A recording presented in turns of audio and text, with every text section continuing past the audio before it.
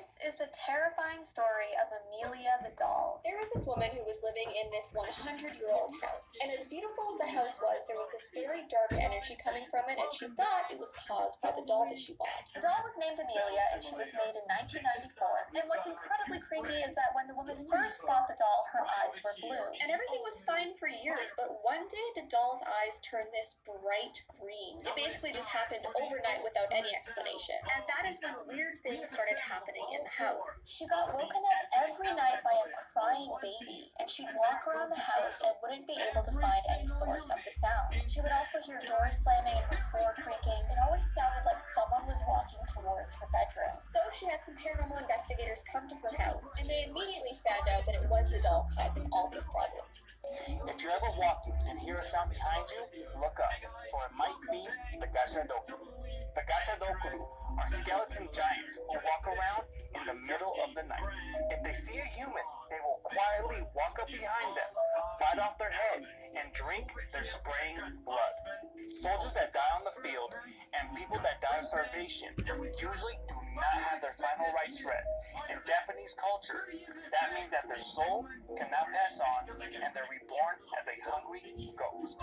When the bones of hundreds of those souls gather together, they become the skeleton monster known as Gashadokuru.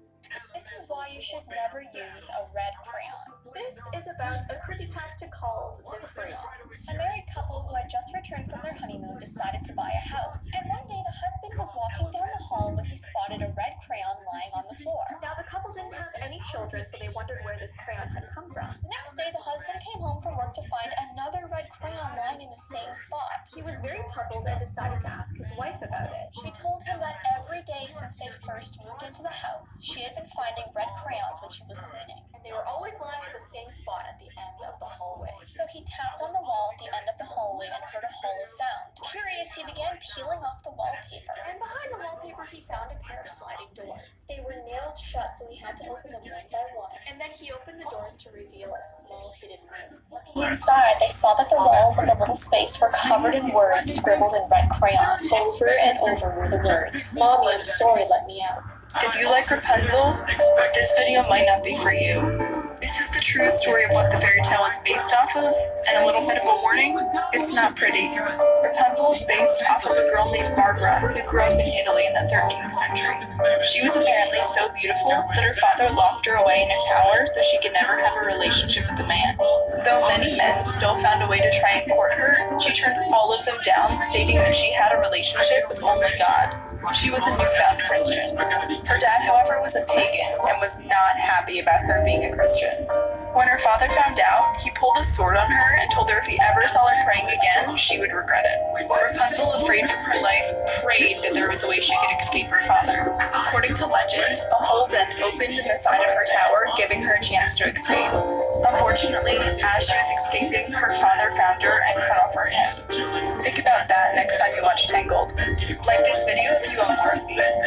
There is a creepy lost episode of Barney that a father swears he caught his kids watching. One day he was looking at the TV guide when he saw that it said a lost episode of Barney was going to air at 7 p.m. He asked his kids if they wanted to watch, and they said yes. They all sat down to watch it, and the theme song started playing, but something wasn't right about it. It almost sounded like the song was being whispered. The episode started as it usually did, the kids holding the Barney doll that suddenly comes to life. But when Barney started talking, he sounded slightly weird. It sounded like two people were talking at once, his normal voice and one that sounded darker and scarier. And suddenly he said, "Hi kids, today I'm going to talk to you about death." So one of the kids asked him, "Barney, what's death?" He then chuckled and said, "This is..." with his face suddenly turning angry, his teeth growing long, and then he eats the child. And then he proceeds to chase all the other children around, trying to eat them throughout the rest of the episode. And then at the very end of the episode, he sang the "I Love You" song as if nothing happened. Next time you go camping, be careful. You don't end up like this story. In 2009, a church retreat goes deep into the forest to stay the night. Wanted to kill some time, the adults play cops and robbers with the kids. While chasing one of the kids, the adult sees something hiding in between the tall grass. It stands up, runs to the adults, and stops right at the edge of the grass, waiting for the adults to get closer. Thinking it's one of the kids, they start to chase it. Right when they get near it, it dives into the grass and starts crawling like a snake. It starts climbing the tree, looks at them with these deep red eyes, and lets out a deep, horrific screech. The adults start to run, and they never look back. True stories of people who found You're not seeing nothing. You're not seeing nothing. Look over this, so. And 13,000 can we do more? Let's do 15,000 to 300 on the King's Farm. That's more than 9 farms. So powerful. He is the last airbender. I knew it. All he needs is a step that can turn into a heavyweight. I can't believe this guy is like a million times better than the Earthman, and I love